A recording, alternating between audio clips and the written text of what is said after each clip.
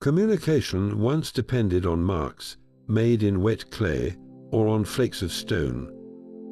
We will trace the epic 5,000-year journey from the very first inventory lists to the bound books of empires, revealing the ingenious tools and materials that built our recorded history.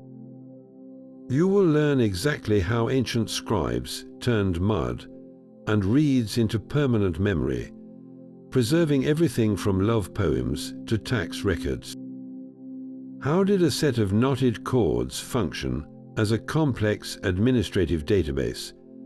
What secret does a cracked turtle shell hold about the birth of a writing system? When you think about the human need to leave a mark, what feels most timeless to you? Those first inventories were born from a simple, universal human problem. You have a flock of sheep, a storehouse of grain, or a collection of clay pots. How do you remember what belongs to whom or what you owe? The answer for thousands of years was not to write it down, but to hold it in your hand. Deep in the soil of ancient Mesopotamia, archaeologists have found small, curious objects. They are clay tokens, each one carefully shaped. Some are simple spheres or cones, others are tiny discs, and some are crafted into the forms of animals like sheep or goats, or miniature jars and tools. These were not toys or decorations. They were the world's first accounting system, a physical memory made of mud. Think of each token as a three-dimensional contract. A cone might represent a specific measure of barley. A small sheep figurine stood for one animal. To record a transaction, say, a farmer delivering 10 jars of oil to a temple, the parties would gather 10 corresponding jar tokens. But here is where it gets truly ingenious. To prevent tampering or disputes, they would place all these tokens inside a hollow ball of wet clay, a container called a bulla. They would then seal it shut and press a personal seal into the soft clay surface. This sealed clay envelope became a permanent, unchangeable record of the agreement. The only way to verify the contents was to break the bulla open, which meant the transaction was complete. But this system had a flaw that would spark a revolution. Imagine you are a temple administrator with a storeroom full of these clay balls. You have one for barley, one for sheep, one for woven cloth. To know what you have in total, you would need to break every single sealed envelope, destroying the records. The solution was as simple as it was profound. They began pressing the tokens into the outside of the wet clay bulla before sealing them inside. Now you could see the impression of 3 sheep tokens and 5 jar tokens on the surface. A quick reference, while the originals remained safe within. Then someone had a blinding realization. If the impression on the outside was enough to tell the story, why bother with the physical tokens inside at all? That moment changed everything. The need to manage complex trade and growing cities pushed people to abandon the object itself for a symbol of the object. The impression of a sheep token in clay stopped meaning a physical token was inside, and started meaning the idea of a sheep. This was the monumental leap from counting things to writing about them. The stage was now set. The clay tablet was waiting, the stylus was poised, and humanity stood on the brink of its greatest invention. All that was needed was to move from representing a thing to representing the sound of its name. From those simple impressions, a new kind of mark was born. In the fertile river valleys of Mesopotamia, the land between the Tigris and Euphrates, scribes took the next logical step. They stopped drawing pictures of sheep or jars and started using a sharpened reed to press wedge-shaped indentations into soft clay. This was cuneiform, the world's first true writing system. The name itself comes from the Latin word for wedge, and it perfectly describes the distinctive look of every character. Imagine holding a triangular stick of reed, its tip cut at an angle. Press it straight down into the clay, and you get a single wedge. Tilt it and drag it slightly, and you create a more complex shape. By combining these basic wedges in different arrangements, scribes could build hundreds of distinct signs. But cuneiform did not start out so abstract. In its earliest days, around 5,200 years ago, it was purely pictographic. A simple drawing of a bird meant bird. A drawing of a head meant head. The problem was, clay is a difficult canvas. Drawing smooth, curved lines in wet mud with a point is slow and messy. The reed stylus was much better at making quick, clean impressions. Over centuries, those detailed pictures simplified, becoming more about the arrangement of standard wedge marks than about realistic depiction. The pictograph for star, which was a cluster of dots, became a group of 4 wedges. The symbol for water, once a wavy line, became a series of parallel wedges. The material itself dictated the form. The primary canvas was the humble clay tablet. Scribes would take a lump of fine, wet river clay and pat it into a smooth, rectangular slab. They wrote while the clay was still damp and pliable. Once the text was complete, the tablet could be left to dry in the sun, becoming a durable, permanent record. For documents of utmost importance, like royal decrees or treaties, the tablets were baked in a kiln, hardening them into ceramic that could last for millennia, which is exactly why we can read them today. The scope of what they recorded is breathtaking. Cuneiform was the operating system for some of history's first great civilizations, Sumer and later Babylon and Assyria. It kept the machinery of state running, recording tax receipts, inventories of grain, and lists of workers' rations. A single tablet might be a contract for the sale of a house, or a court judgment in a boundary dispute. But here is the profound part.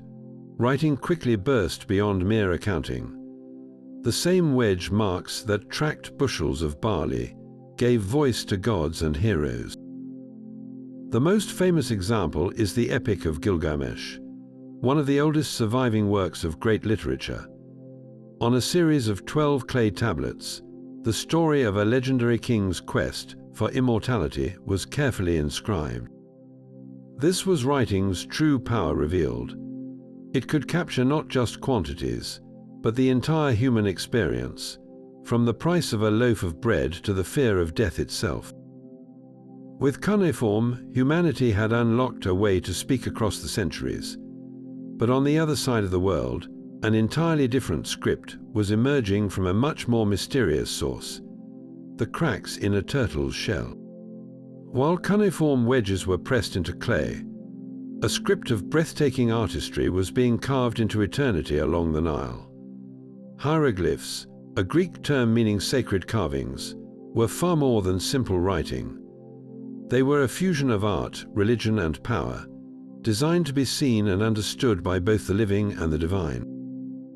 Each elegant symbol, whether a recumbent lion, a soaring falcon, or a simple reed, could function in 3 distinct ways.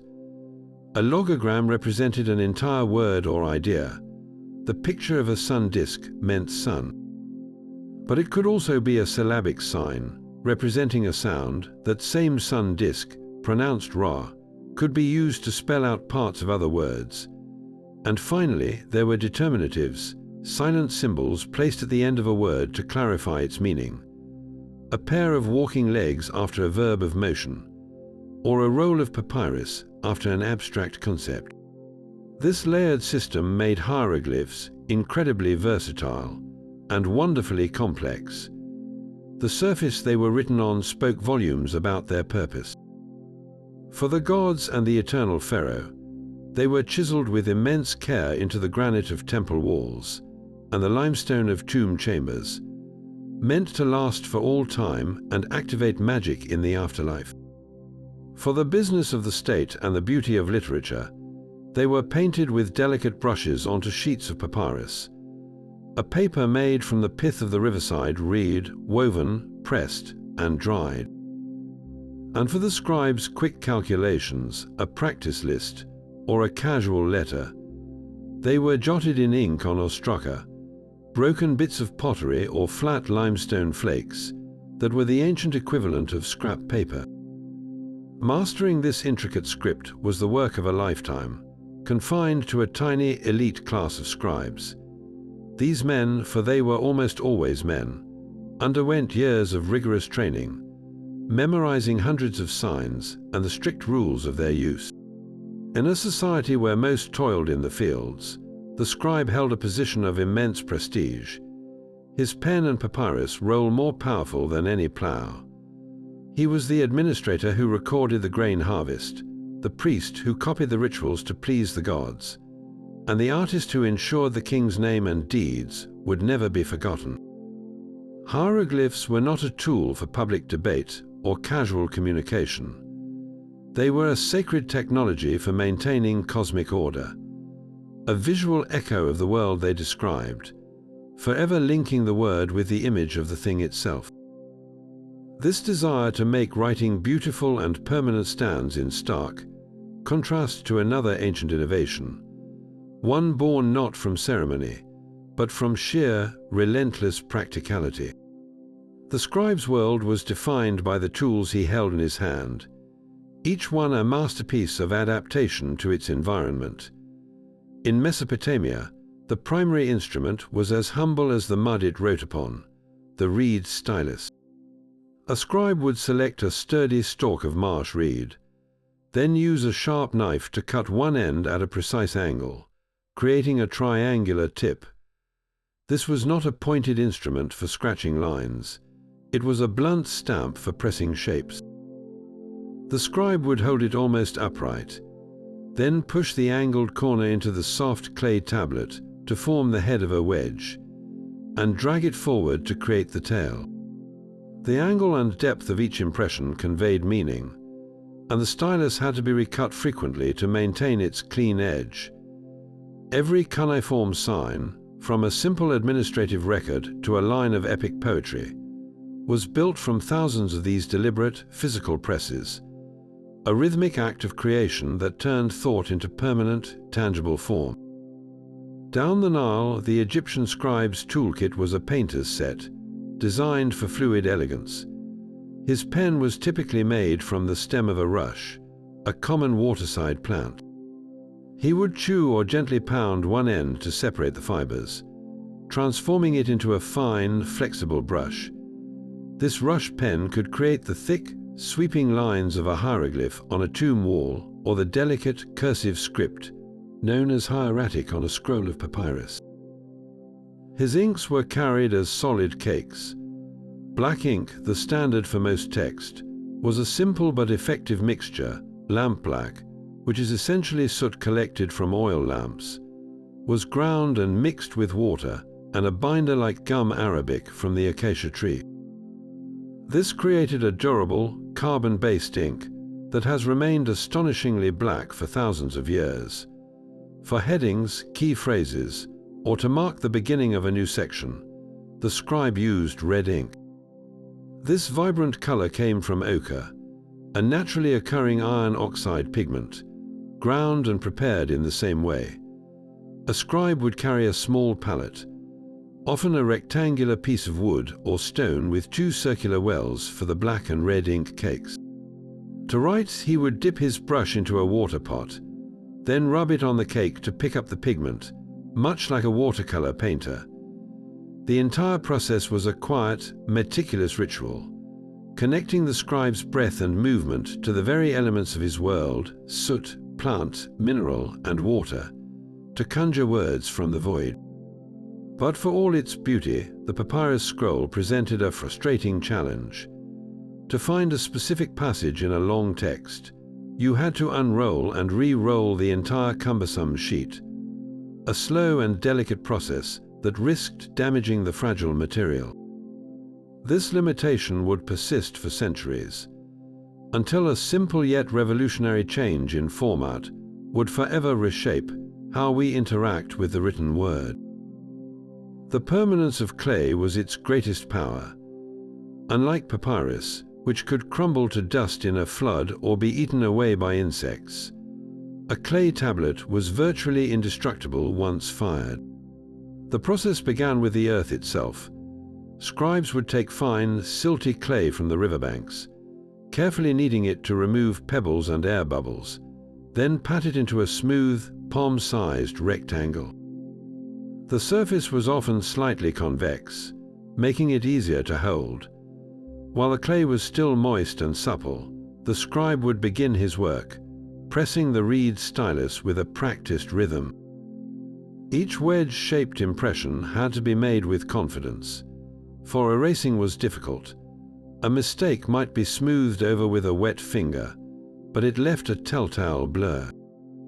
Once the inscription was complete, the tablet's fate depended on its importance.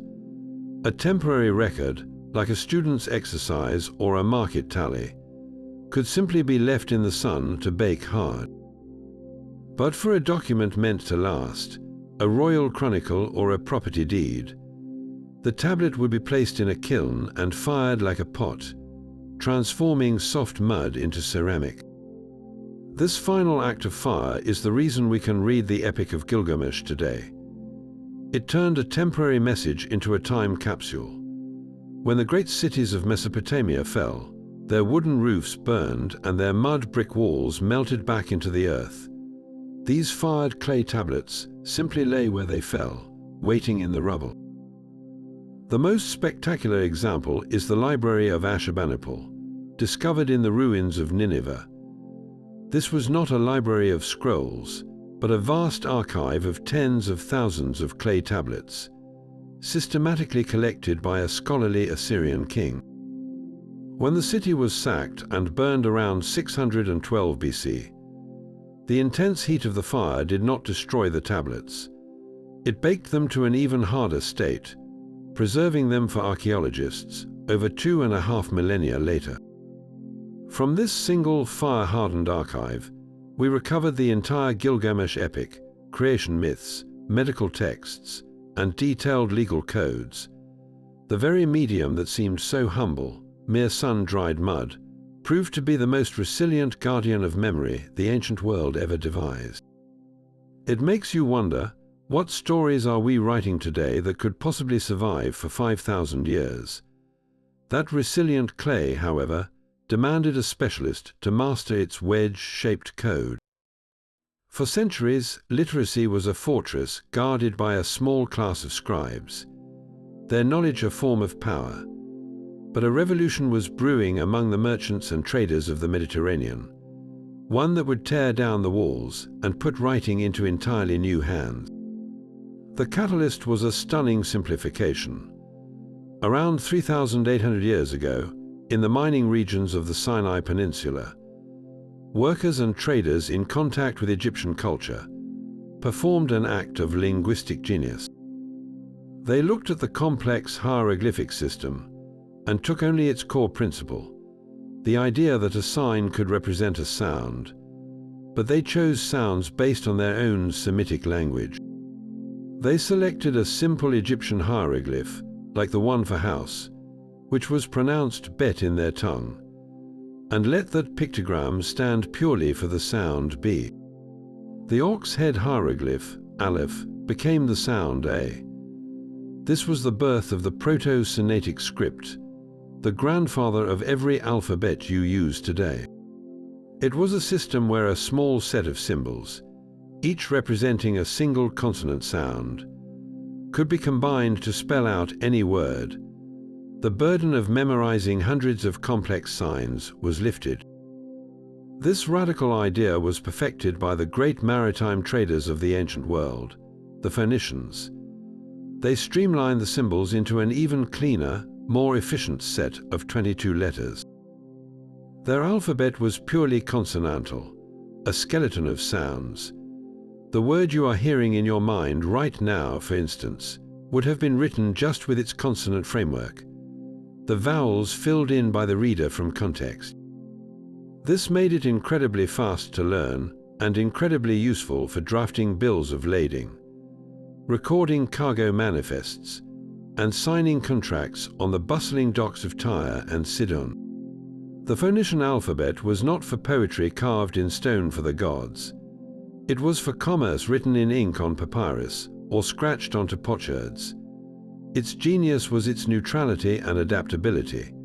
It was not tied to a single language, religion, or empire. It was a tool, and a brilliant one. As Phoenician ships crisscrossed the Mediterranean, their alphabet traveled with them. A piece of intellectual cargo more valuable than any spice or bolt of cloth. When it reached the shores of Greece, it encountered a language with vowel sounds that were crucial to its meaning. Greek scribes faced a problem. Their language had sounds that the consonant-only Phoenician script could not capture. So they did something transformative. They took Phoenician letters for consonants that didn't exist in Greek and repurposed them. For example, the Phoenician letter aleph, a glottal stop, became the Greek alpha, representing the vowel sound A. The letter he became epsilon for the sound E. With this one crucial adaptation, the Greeks created the first true alphabet with dedicated symbols for both consonants and vowels, a system capable of capturing the precise nuance of spoken language.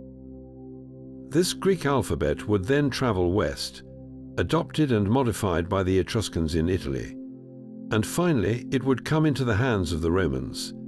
The Romans refined the shapes into the clean, monumental letters we recognize as the Latin alphabet, the very script you are reading now. From a few signs scratched near desert mines to the letters on this screen, the journey was complete. The fortress of literacy had its gates thrown wide open. This crucial Greek adaptation did more than just fill in missing sounds. It unlocked a new kind of thought. By creating dedicated symbols for vowel sounds, the Greek alphabet achieved a level of precision the older scripts could not match.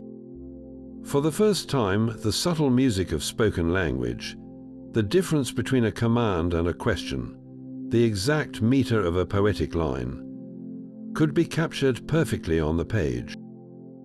This was a writing system that could mirror the rhythm of speech itself, making it the ideal vessel for the explosive creativity of Greek culture. It was this flexible, phonetic tool that recorded the foundational texts of Western civilization. From the epic verses of Homer's Iliad and Odyssey to the complex philosophical dialogues of Plato and the timeless dramas of Sophocles. These were not just stories or ideas.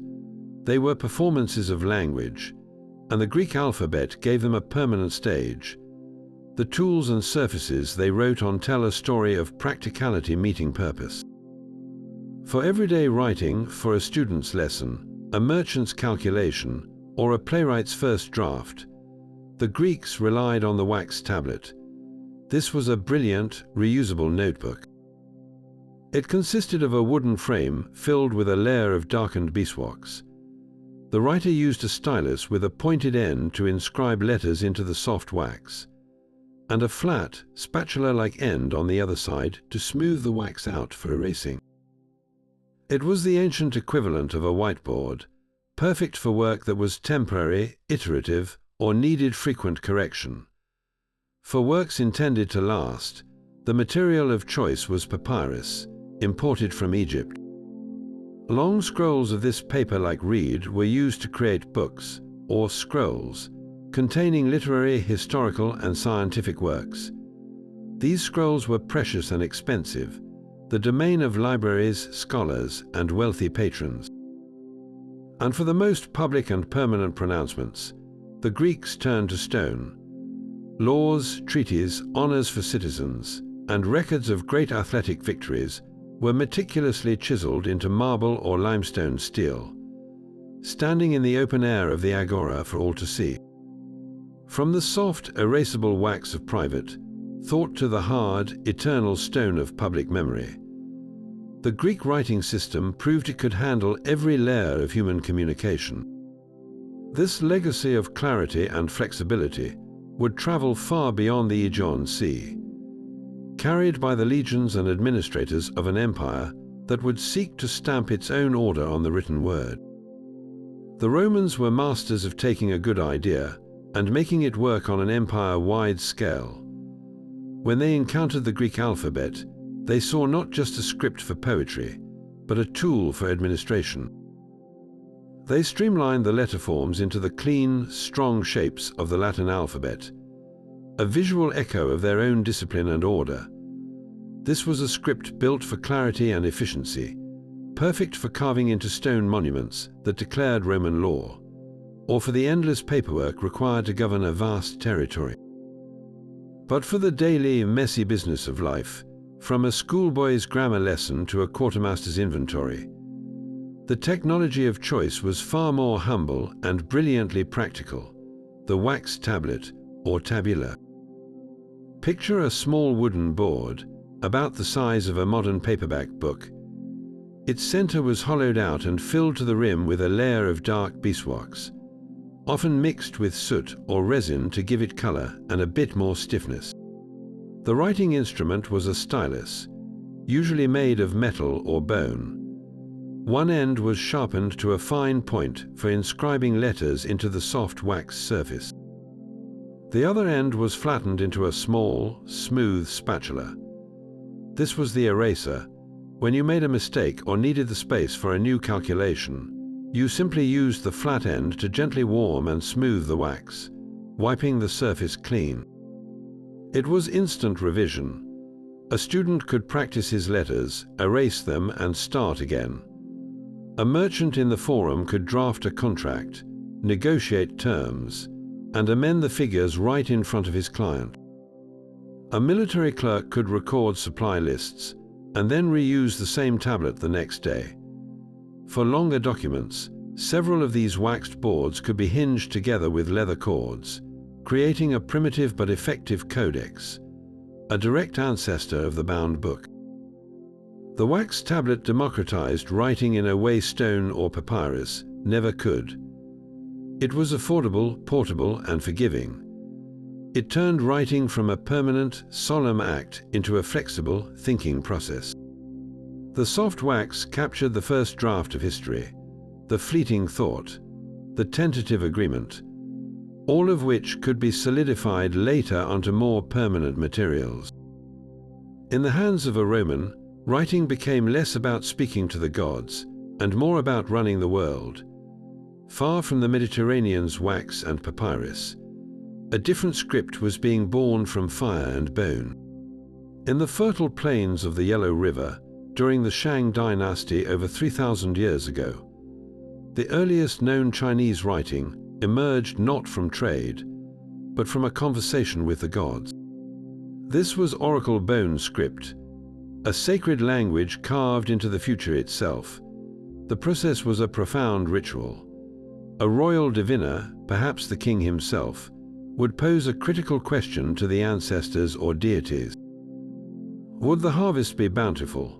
Should the army attack next week? Would the queen's childbirth be safe? This question was then carefully carved using a sharp tool into a polished piece of bone, typically the shoulder blade of an ox, or the flat underside shell of a turtle, a creature revered for its longevity and connection to the spiritual world. Next came the moment of revelation. The diviner would apply intense heat, often from a red-hot bronze rod, to a hollowed-out spot on the back of the bone. Under the stress of the heat, the bone or shell would crack with a sharp pop. The pattern of these cracks, branching across the surface, was believed to be the divine answer. The diviner would interpret their meaning, seeing auspicious or ominous signs in their shape and direction. But the Shang did not leave this moment to memory. The entire transaction was meticulously recorded right there on the same bone. They inscribed the date, the diviner's name, the question asked, the crack's interpretation, and even later whether the prediction came true. This created a permanent, verifiable archive of communication with the supernatural. What makes this system astonishing is that the characters carved were not simple pictures.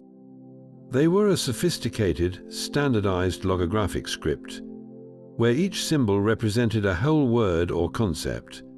The character for rain, for example, showed little droplets under a cloud. The character for child depicted a small figure with outstretched arms. Over centuries, these elegant, angular carvings would evolve, smoothing into the seal script of the Qin dynasty, and eventually into the Chinese characters used by over 1 billion people today.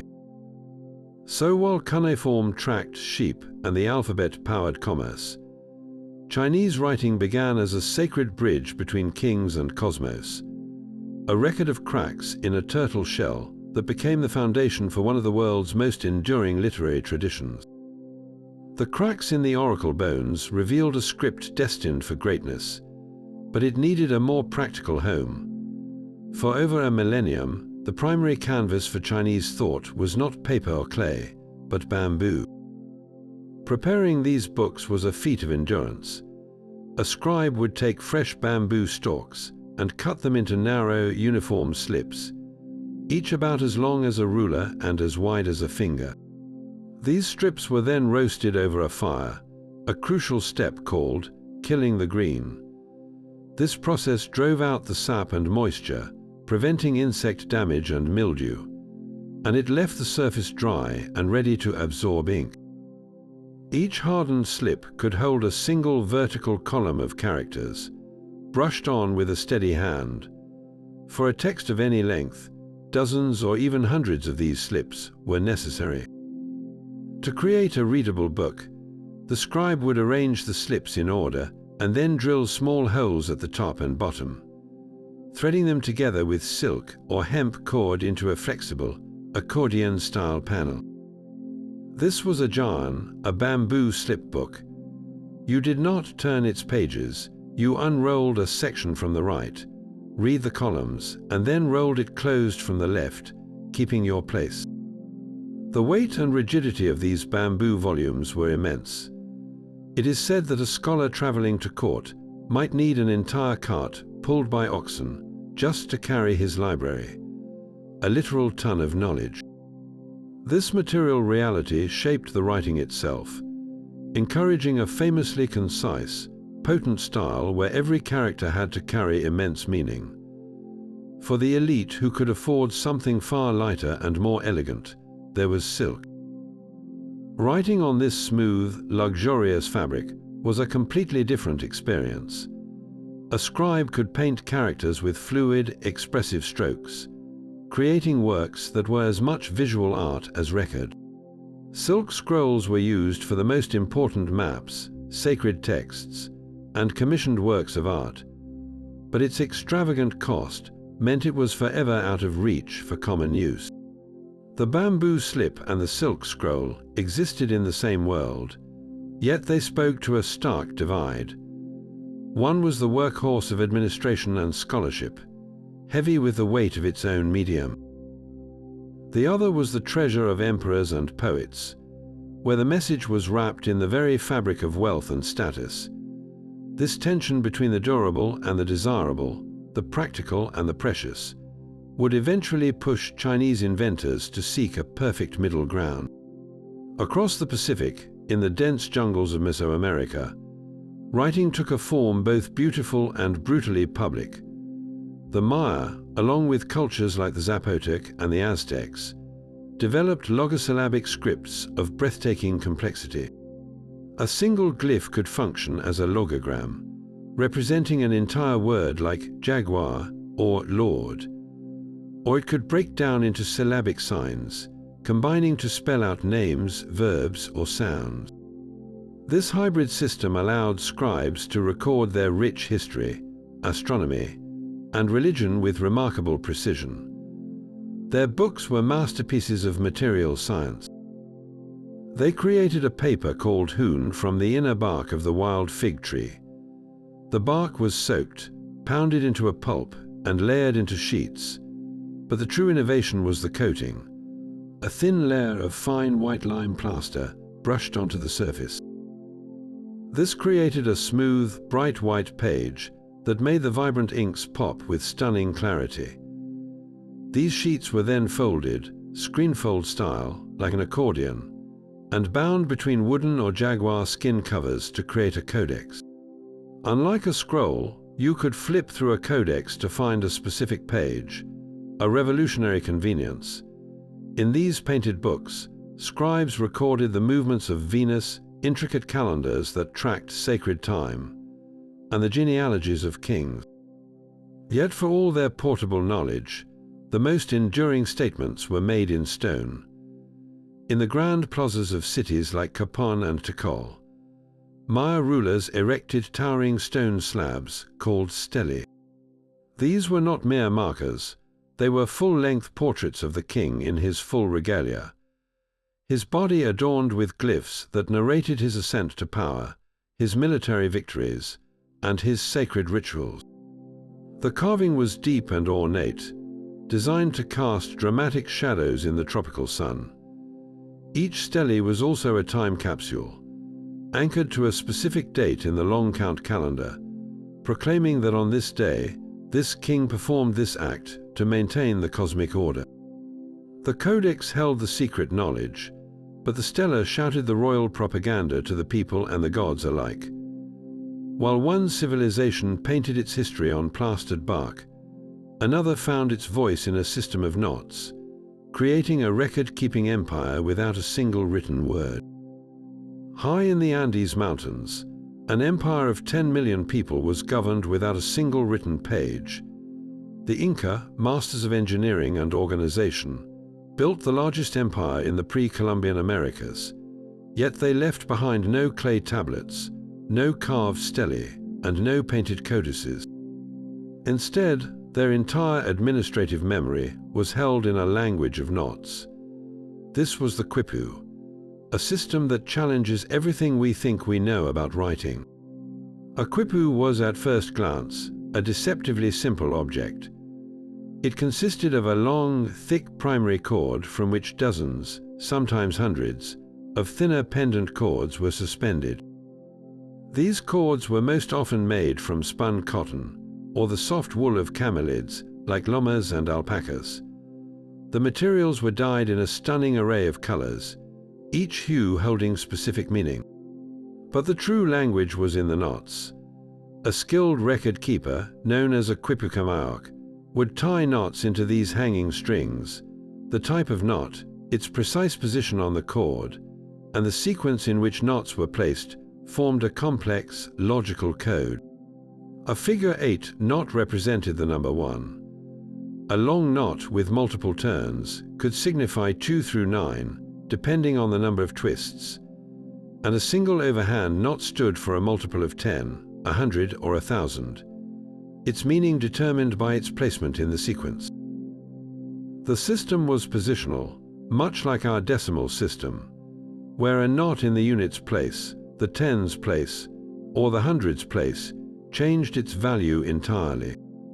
Through this elegant code, the quipu could record vast amounts of numerical data with flawless accuracy. Imperial administrators used them to take a census of every province, logging population figures, the number of men fit for labor or military service, and the count of livestock in every herd. They tracked the immense stores in state warehouses, the tribute owed by conquered peoples, and the astronomical observations that governed the agricultural calendar. But was it just an abacus made of string? The most fascinating debate among scholars today centers on whether the quipu could do more. Could it tell stories? Spanish chroniclers from the 16th century reported that quipus recorded history, laws, and even poetry. The colors of the cords, the spin direction of the yarn, and the way pendants were attached to the main cord may have encoded non-numerical information, acting as symbolic labels for places, people, events, or concepts. A red cord might signify the Inca army. A gold cord could represent the sun god Inti, and a specific knot sequence following those colored cords might tell of a battle fought on a certain date. In this view, the quipu was not merely a calculator. It was a tactile, three-dimensional narrative, a woven epic read by touch as much as by sight. The quipucamaoc who made and interpreted them were the living libraries of the empire, trained from youth to feel the history of their people in the twists of fiber. So, do we call this writing? It contains no alphabet, no pictograms. Yet it systematically stored and retrieved complex information across a vast territory, fulfilling the core function of any script.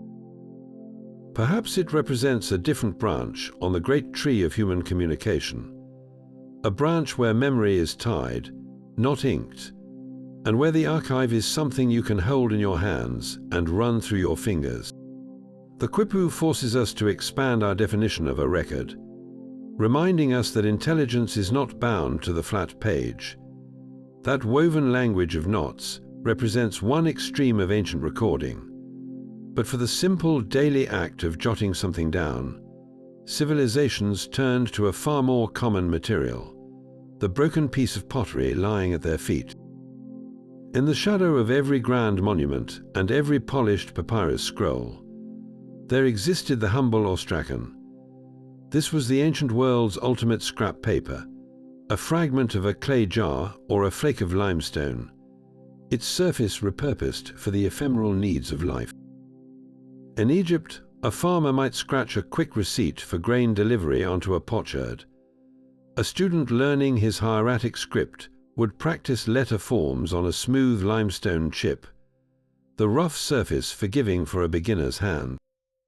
A merchant in a hurry could note a debt or a delivery promise before the thought escaped him. These ostraka were free, durable, and everywhere, the ultimate in sustainable stationery. Their informal nature gives us an unparalleled window into ordinary lives. We find shopping lists, personal letters between friends, sketches, and even playful doodles. But in one city, this everyday object took on a fearsome political power. In classical Athens, the procedure of ostracism was democracy in its most direct and brutal form. Once a year, citizens were asked if they wished to hold an ostracism vote. If the assembly agreed, a date was set.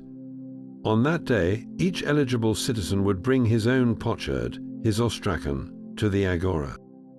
On it, he would scratch the name of the political figure he believed posed a threat to the democratic state. There was no formal charge or trial, just a simple question of exile. The man whose name appeared on the most sherds was given 10 days to leave the city for a period of 10 years. His property left intact, but his influence severed.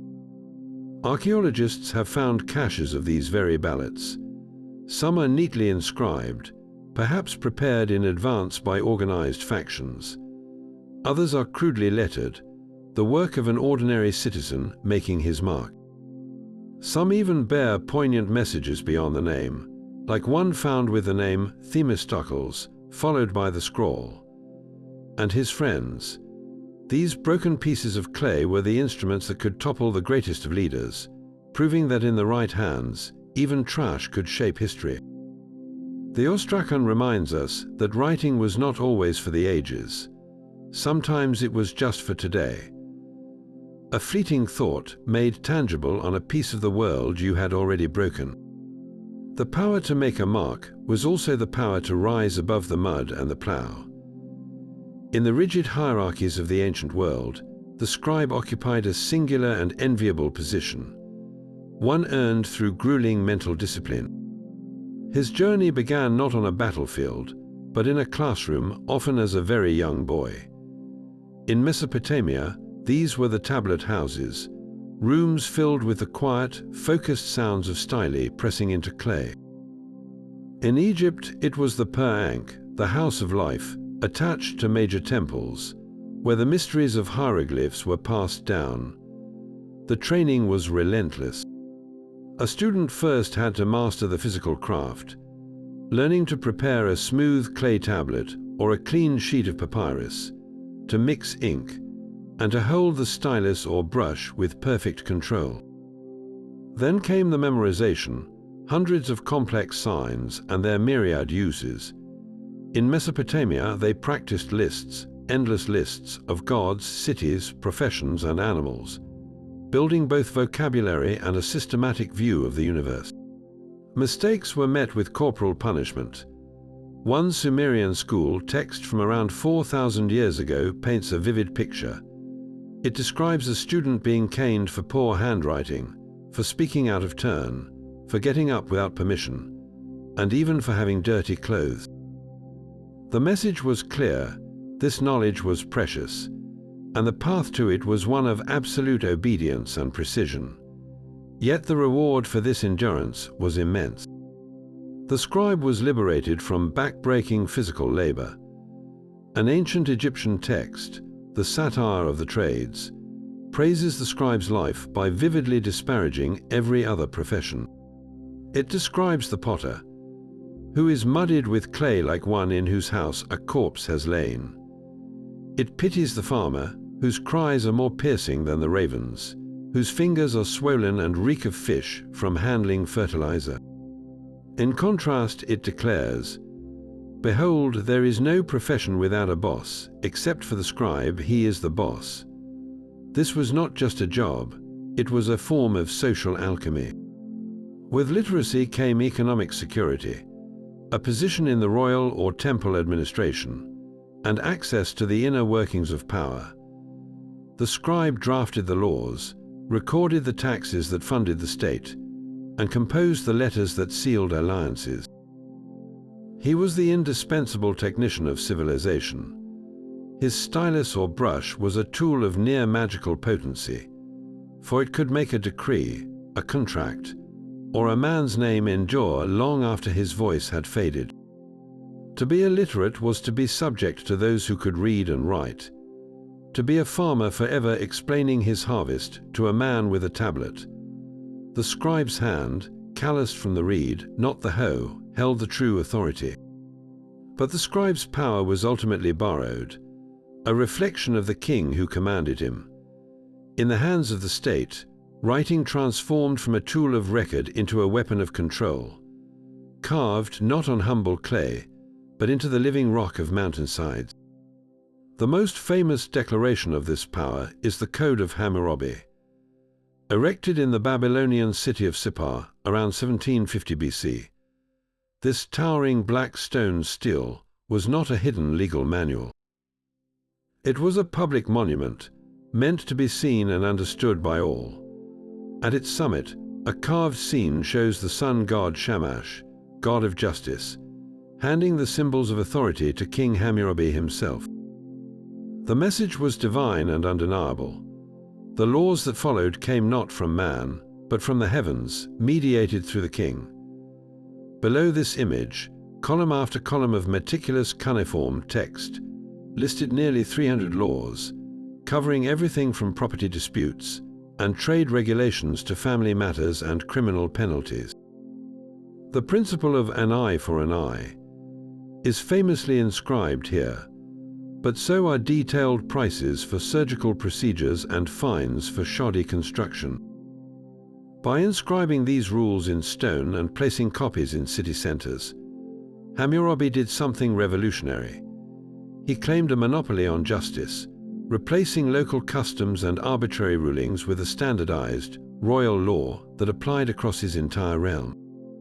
Any citizen, in theory, could see the fixed penalty for a crime, making the king's authority predictable, pervasive, and permanent. This fusion of law, religion, and propaganda reached an even more audacious scale with the Behistun inscription. High on a sheer limestone cliff face, along a major imperial road in modern Iran, the Persian King Darius I had his story carved around 500 BC. The scale is staggering. The relief shows Darius, life-sized, with his foot on the chest of a rebellious usurper, while 9 other captured rebel leaders stand bound before him. Above them all, the Faravahar, a symbol of the Zoroastrian god Ahura Mazda, blesses the king. Surrounding this dramatic scene are columns of text in 3 different cuneiform scripts, Old Persian, Elamite, and Babylonian, proclaiming Darius's rightful rise to power and his crushing of revolts across the empire. This was not just a royal boast, it was a strategic masterstroke. Placed on an inaccessible cliff, it could not be defaced. visible to travelers from the road below. It was a constant reminder of the king's reach. And by using 3 languages, it addressed the empire's key administrative and literate populations. The inscription ends with a warning and a plea. It commands future kings to protect the text, and tells any viewer that if they doubt this story, they should look at the sculptures of the bound rebels, a permanent stone proof of the consequences of defiance. Darius was not merely recording history. He was freezing his version of it into the geology of the empire itself. From Babylon to Persia to Rome, controlling the written record meant controlling reality. Royal annals, inscribed on palace walls or on official chronicles, recorded only victories, never defeats. A pharaoh's cartouche, his name encircled in an oval, was carved into every monument he built, claiming eternal ownership. Temples housed sacred texts that only priestly scribes could read and interpret, giving the religious elite exclusive access to the will of the gods, which always seemed to align with the needs of the state. The tax collector's ledger, written in an official script, became an inarguable demand for grain or labor. In this system, writing was the glue of empire. It allowed a central authority to project its voice across vast distances and generations, standardizing administration, legitimizing rule through divine association, and erasing dissenting narratives from the official memory. To be left out of the record was to be forgotten. To be inscribed in it as a rebel was to be shamed for eternity. The story of ancient writing, therefore, is not just a story of technological invention, but a story of power, of who gets to speak to the future and what they are allowed to say. This drive to collect and control knowledge found its ultimate expression in a new kind of institution, one that turned writing from a tool of power into a monument to wisdom itself. The great libraries of the ancient world were far more than quiet rooms for scrolls. They were the intellectual engines of their age, combining the functions of a university, a research center, and a national archive. The most famous, of course, was the Library of Alexandria. Founded in Egypt in the 3rd century BC, it was not a standalone building, but part of a larger research complex called the Mausoleum, or Temple of the Muses. Its ambition was breathtakingly simple: to gather every single book in the known world. Royal agents were dispatched to ports with instructions to board every incoming ship and confiscate any scrolls they found. The originals were kept for the library's collection, while copies were made and given back to the owners. This aggressive acquisition policy filled its halls with hundreds of thousands of papyrus rolls, works on mathematics from Babylon, medical texts from Greece, philosophical treatises, epic poetry, and histories of distant lands. But the library was not just a warehouse. It was a living workshop of knowledge. A community of salaried scholars lived and worked there, supported by the Ptolemaic kings. Their task was to organize, copy, catalogue, and critically analyze this flood of texts. They invented the system of alphabetizing authors' names, wrote extensive commentaries, and produced definitive editions of great works like Homer's Iliad. The library made Alexandria the undisputed capital of global thought for centuries, a beacon that drew the greatest minds to study under its roof. Yet it was not the first of its kind. Centuries earlier, the Assyrian king Ashurbanipal had assembled his own great library in the city of Nineveh. His collection, however, was one of clay. He sent scribes across his empire to copy or outright seize every important cuneiform tablet they could find, from omens and rituals to literature and royal correspondence. This archive, preserved by the very fire that destroyed the city, gave us the Epic of Gilgamesh. Then there was the rival library of Pergamum in modern-day Turkey, which grew so formidable that the Ptolemaic rulers of Egypt, fearing for Alexandria's supremacy, famously banned the export of papyrus to stall its growth.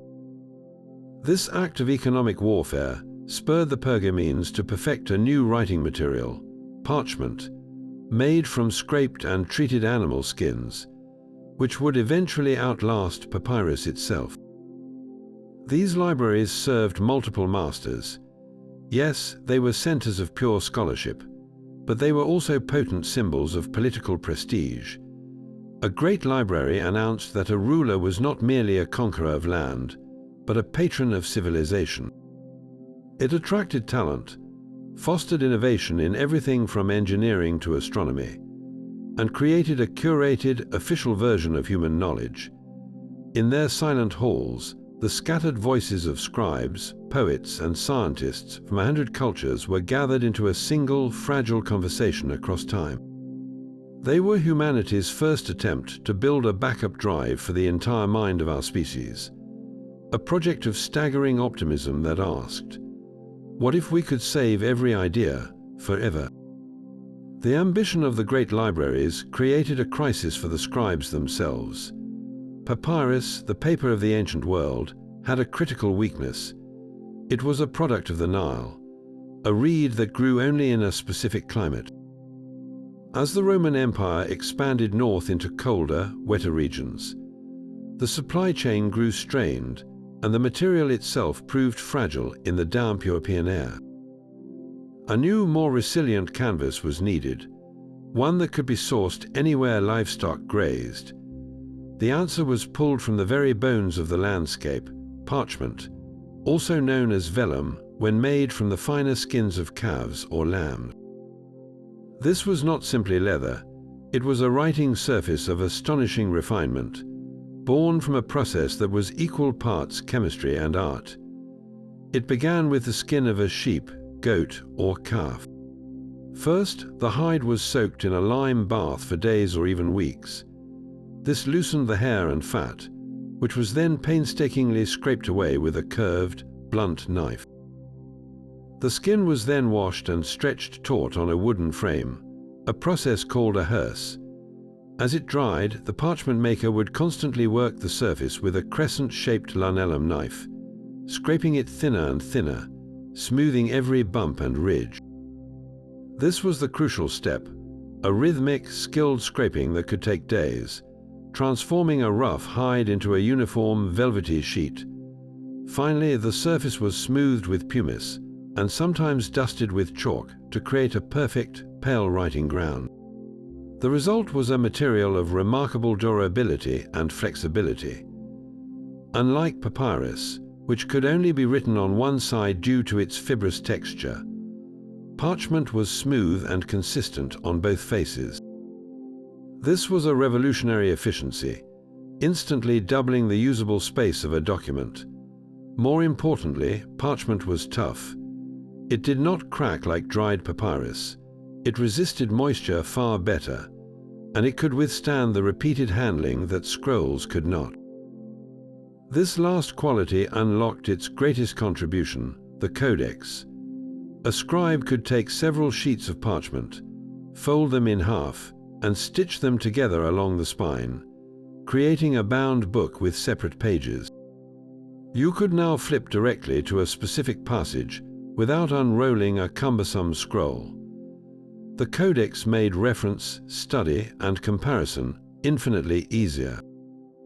It was the perfect vessel for the new faith spreading through the empire, Christianity, which adopted the format early for its portable, durable copies of the Gospels. As the Roman world transitioned and the great libraries of antiquity faded, it was this humble, resilient material, born from the barnyard, that would carry the flame of knowledge through the long centuries ahead. That humble parchment codex did more than just hold a few pages together. It quietly reshaped how humanity interacted with the written word. For centuries, the scroll had reigned supreme. It was a beautiful, linear experience. You began at one end and unfurled the narrative until you reached the other. But for a scholar needing to compare two passages written chapters apart, or a priest looking for a specific verse during a service, the scroll was maddeningly inefficient. You would have to unroll and re-roll. your fingers searching for a place you could only vaguely remember. The codex, a bound collection of pages, changed all of that. Think of it as the difference between a cassette tape and a modern digital file. With a codex, you could flip directly to the information you needed. This random access was a cognitive revolution. It made cross-referencing, study, and legal citation not just possible, but easy. The format was also incredibly space-efficient. You could write on both sides of the parchment, and the compact, stacked pages allowed you to fit the contents of several long scrolls into a single, portable volume. A scholar's entire working library could now sit on a desk, not fill a cart. But who were the early adopters of this new book technology? Surprisingly, it was not the Roman literary elite, who clung to the traditional scroll for publishing epic poetry and histories. The greatest champions of the codex were the early Christian communities. For them, the practical advantages aligned perfectly with their needs. Their central texts, the Gospels and the letters of Paul, were separate documents that needed to be consulted together constantly during worship and teaching. A codex could bind Matthew, Mark, Luke, and John into one volume, allowing a preacher to move seamlessly between accounts. It was also discreet and robust, easier to conceal and transport during times of persecution than a bundle of delicate scrolls. These first Christian codices were often modest, utilitarian objects, parchment notebooks that prioritized function over finery, meant to be used, not just displayed. This was a profound democratization of the sacred text, moving it from the ceremonial scroll of the temple into the hands of the everyday believer. The shift from scroll to codex was not merely a change in binding. It was a change in brain. It encouraged non-linear thought, comparison, and annotation. It turned reading from a ceremonial, sequential performance into an active, interactive dialogue with the text. The codex, in its simple, stitched form, became the prototype for every printed book, every e-reader, and every web page you have ever used. It is the silent, structural foundation of modern thought, proving that sometimes the most revolutionary ideas are not about what you write, but how you hold it. Yet for every library built to last forever, the survival of its words was a fragile gamble against time. The very materials that gave writing life were also its greatest vulnerability. Papyrus, that brilliant invention of the Nile, is a perfect example. In its native dry desert climate, it could endure for millennia. The arid sands of Egypt acted as a perfect desiccant, sucking every trace of moisture from the air. In tombs and abandoned rubbish heaps, sheets of papyrus were left perfectly preserved, their ink still jet black, as if the scribe had just put down his brush. These dry sands saved shopping lists, personal letters, and even fragments of lost poems, giving voice to ordinary people who lived thousands of years ago. An opposite but equally powerful force of preservation was catastrophe. In the Roman town of Herculaneum, a library of precious Greek philosophical texts met a sudden, horrifying end. When Mount Vesuvius erupted in 79 AD, a superheated pyroclastic surge engulfed the villa, carbonizing everything in its path. The scrolls in their cases were instantly baked into blocks of blackened, brittle carbon. They were so badly fused and damaged that for centuries they were considered unreadable, mere lumps of charcoal. Today, using advanced imaging techniques like X-ray phase contrast tomography, scientists are virtually unrolling these scrolls, revealing lost works by philosophers like Epicurus. The volcano that destroyed the town also, paradoxically, saved its library from the slow decay of centuries, freezing it in a single, catastrophic moment. For every such miracle, however, there are countless silent tragedies. The vast majority of ancient writing has simply turned to dust. Papyrus scrolls stored in the damp climates of Greece or Rome molded away within a few hundred years. The organic inks on wooden tablets faded. The tablets themselves warped and splintered. Bookworms, both the insect and the humankind, took their toll. But the most devastating losses often came from deliberate human hands. The famous burning of the Library of Alexandria is the stuff of legend, though its full destruction was likely a slow process of neglect, accident, and targeted attacks over centuries. More certain are the systematic purges. When a new dynasty took power in ancient Egypt or Mesopotamia, it was common practice to deface the monuments and inscriptions of the previous ruler, chiseling away their name to condemn them to oblivion. In China, the first emperor Qin Shi Huangdi ordered a famous burning of books and the burying alive of scholars to unify thought under his own philosophy, wiping out entire schools of Confucian thought. In medieval times, precious pagan texts were scraped clean by Christian monks to reuse the expensive parchment for Bibles and prayer books, creating palimpsests where ghostly traces of erased classical wisdom linger beneath the sacred text. Each act of war, ideological zeal, or simple recycling erased a piece of the human story forever. The result is a historical record filled with profound and haunting gaps. We have the magnificent epic of Gilgamesh, but how many other epic cycles from Mesopotamia have vanished? We know the names of hundreds of Greek playwrights, but we possess complete plays from only 3. The lost works of the great historian Livy, the missing poems of Sappho, the countless administrative records that could tell us the true thoughts of ordinary people, all are gone. What we have today is not a complete library, but a salvage operation, a collection of fragments that survived by pure luck, buried in the right dirt, hidden in the right cave, or carbonized in the right disaster.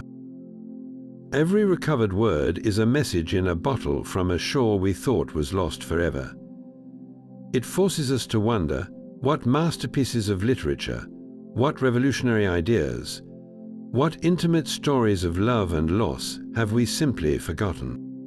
That fragile salvage operation left us with mountains of silent artifacts, tablets covered in strange marks, walls carved with elegant but mysterious pictures. For centuries, these objects were just curiosities, beautiful but mute. The languages they recorded were dead, their meanings locked away. Then came the code breakers, the linguistic detectives who turned those silent marks back into voices. The most famous key was a slab of black granodiorite found by French soldiers in 1799 near the Egyptian town of Rosetta. The Rosetta Stone was not aesthetically remarkable, but it held a magical property. The same royal decree was inscribed 3 times in 3 scripts: Greek, Demotic, and hieroglyphic. Scholars could read the Greek immediately. It was a mundane tax document praising the young King Ptolemy V. But that mundane text became the cipher, the known phrase against which the unknown symbols could be compared. The race was on across Europe. Many brilliant minds made partial progress, but the final breathtaking leap was made by a French linguistic prodigy named Jules-François Champollion. He was obsessed with Egypt from childhood, and by his 20s he could speak a dozen ancient languages. His breakthrough came from a simple, revolutionary assumption that hieroglyphs were not just mystical symbols, but could represent sounds, just like an alphabet. He focused on the royal names circled in cartouches on the stone. Using the Greek text as a guide, he knew the name Ptolemy would appear. He matched the hieroglyphic signs in that cartouche to the sounds in the Greek name Ptolemaeus. This gave him a phonetic alphabet, but was it just for foreign names? He then received copies of inscriptions from an obelisk that also bore the name of a queen, Cleopatra. Using his fledgling alphabet, He tested it on this new cartouche, and the signs matched the sounds. He had proven the system worked. Then came his eureka moment. He saw a cartouche for a much earlier ruler, Ramesses. He could read the sun sign as Ra and the 3 strokes as the sound Mes, but Mes was also the word for birth. Putting it together, he read it as Ra-Messes, meaning Ra is the one who gave him birth. In that instant, Champollion realized hieroglyphs were a hybrid system, using both phonetic signs for sounds and logograms for whole words or ideas. He reportedly ran into his brother's office, shouted, "I've got it," and then collapsed in a dead faint for 5 days. His work didn't just translate a text, it ripped down a wall of silence, allowing the entire civilization of ancient Egypt to speak directly to the modern world. The same detective work was happening with Mesopotamian cuneiform. A British Army officer named Henry Rawlinson performed a feat of literal mountain climbing to copy the massive trilingual Behistun inscription in Persia. Like the Rosetta Stone, it had the same text in Old Persian, Elamite, and Babylonian. By painstakingly comparing the known Old Persian with the unknown Babylonian, scholars slowly cracked the code of cuneiform, revealing the laws of Hammurabi and the Epic of Gilgamesh. Perhaps the most satisfying decipherment was that of Linear B, a script found on clay tablets in Crete and mainland Greece. For decades, it defied all attempts. The architect of its solution was a young British architect named Michael Ventris. He approached it not as a historian, but as a codebreaker, using pure, relentless logic. He worked with the linguist John Chadwick, treating the script as a puzzle. They analyzed patterns, frequencies, and the structure of the signs. Ventris made a bold hypothesis that the language behind Linear B might be an early form of Greek. He tested this theory against a set of tablets that seemed to list inventories, looking for plausible place names. When the signs began to yield words like ko-no, so for nossos, and amai so for amnizos, the truth slammed home. Linear B was Greek, written hundreds of years before the alphabet arrived. The Mycenaean world of Agamemnon and the Trojan War, long thought to be illiterate, had a sophisticated palace administration. Ventris announced his results on a BBC radio broadcast in 1952. A quiet, modern man unlocking the bureaucracy of a Bronze Age kingdom. Each of these decipherments was a resurrection. They proved that no script is permanently lost, that with enough patience, genius, and a little luck, a code can always be cracked. They transformed mysterious artifacts into libraries, turning silhouettes of lost cultures into portraits filled with color, conflict, and life. The written word had survived its own death, waiting patiently for someone to remember how to listen. The cracked codes revealed not just information, but intention. For the ancients, the beauty of a script was as vital as its meaning. This was writing as a performance, where the hand's movement and the eye's pleasure were inseparable from the word itself. Nowhere is this more evident than in the art of Chinese calligraphy.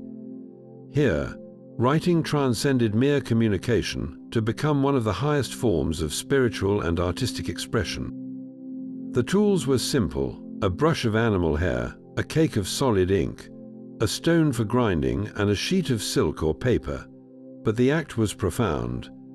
A master calligrapher did not simply write characters, he channeled energy. Every stroke was a deliberate dance, its thickness, its speed, its dry texture or fluid grace conveying the artist's state of mind. The ideal was not sterile perfection, but a living vitality where a slight tremor or an explosive flourish could capture the spirit of a rushing river or a mountain peak. Scholars spent lifetimes mastering this art, for beautiful handwriting was the mark of a cultivated mind, a direct window to one's character. A government examination essay was judged not only on its intellectual content, but on the elegance of its script.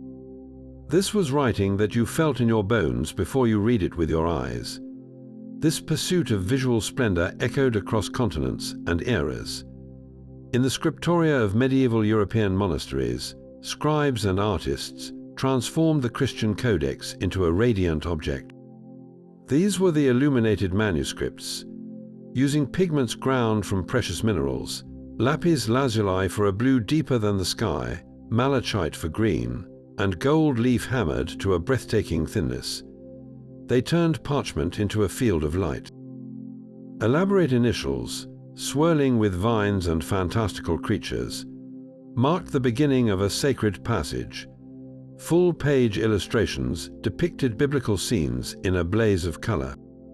The text itself, written in precise, rhythmic hands like Carolingian minuscule or Gothic script, was laid out as a harmonious block on the page.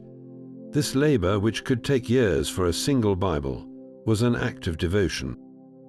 The beauty of the book was meant to reflect the glory of its divine message, making Scripture a sensory experience that engaged awe before understanding. It was a deliberate declaration that some words were too important to be merely plain. Even in public spaces, writing was designed to command attention and inspire reverence. Consider the monumental inscriptions of the Roman Empire. A triumphal arch like that of Titus or Constantine was not just a structure. It was a billboard in stone. The letters carved into its marble face were not an afterthought. They were a masterclass in typography. Roman capitals were engineered for maximum clarity and impact from a distance. Each letter form, with its precise serifs and balanced thick and thin strokes, was designed to be read by a citizen walking through the forum. The message was always one of power and permanence, proclaiming the emperor's titles and victories in a script that seemed as eternal as the empire itself. This visual rhetoric was a global phenomenon. The Maya lords who erected stone stelae covered in intricate glyphs understood this, as did the Persian kings who carved their boasts into cliff faces. The medium and the message were fused, the grandeur of the script amplifying the authority of the words. This enduring marriage of form and function reminds us of a fundamental truth often lost in our digital age of uniform fonts. For ancient civilizations, writing was never just a neutral container for thought. It was a holistic expression of culture, belief, and identity. The graceful curve of a Chinese brushstroke, the luminous gold of a medieval gospel, the stern geometry of a Roman epitaph, all these were conscious choices that said, "These words matter." They tell us that to truly understand what people wrote, we must also appreciate how they chose to make it seen. That ancient desire to make a mark, to fix a fleeting thought into something that lasts, has never left us. We have simply traded the stylus for the keyboard, the clay tablet for the touch screen. Look at the parallels. The fired clay tablet of Mesopotamia, baked to ceramic hardness to survive for millennia, finds its direct descendant in our cloud storage, in server farms designed to preserve our data against time and disaster. Both are attempts to create a permanent, unchangeable record outside of ourselves. The Roman wax tablet, with its erasable surface and reusable nature, is the clear ancestor of every word processor document you have ever edited, every note you have typed and then deleted. The spatula end of the stylus that smoothed the wax is now the backspace key. Even the revolutionary efficiency of the alphabet, reducing language to a manageable set of symbols, prefigures our own digital encoding. When you type a letter on your keyboard, it is not stored as a picture of that letter, but as a numerical code, first in systems like ASCII, which used a simple set of numbers to represent characters, and now in Unicode, a vast digital library that can encode every character from every human writing system, from ancient cuneiform to emoji. This is the same conceptual leap made by those early traders who realized a small set of sounds could build any word. The journey from pressing a reed into mud to tapping glass with your finger is one long, unbroken story of solving the same core problems. How do we record information more accurately, store it more safely, and transmit it more quickly? The Quipus knots were a tactile database. The library scroll was a search challenge. The illuminated manuscript was a fusion of art and information. Every innovation, from papyrus to parchment to paper to the pixel, has been in service of that original human impulse, to speak beyond the moment, to be remembered, to connect. That 5,000-year conversation, which began with an account of sheep scratched onto a lump of clay, has now brought this story to you through waves of light and electricity, on a device that holds more information than the Library of Alexandria ever dreamed of. We are still writing our way into the future, one character at a time. From tokens to tablets, reeds to brushes, our ancestors were relentless innovators in the art of writing. They turned mud, plants, and animal skins into permanent records of their humanity. Every receipt for a sack of grain, every line of epic poetry, every law code carved in stone was a quiet triumph over time and forgetfulness. These were not just practical tools, they were acts of profound hope, a belief that a thought, a name, or a story could outlast the person who conceived it. They built civilizations with the marks they left behind, proving that history begins not with a sword, but with a stylus. So as you scroll through words on a screen today, remember the long journey that made this moment possible. A 5,000-year conversation written in clay, painted on plaster, and knotted into string. What ancient writing method fascinated you the most? Was it the enduring power of the clay tablet, the sacred beauty of hieroglyphs, or the ingenious logic of the quipu? Let us know in the comments below. And if you enjoyed this deep dive into history's notebooks, be sure to subscribe for more mysteries from the past.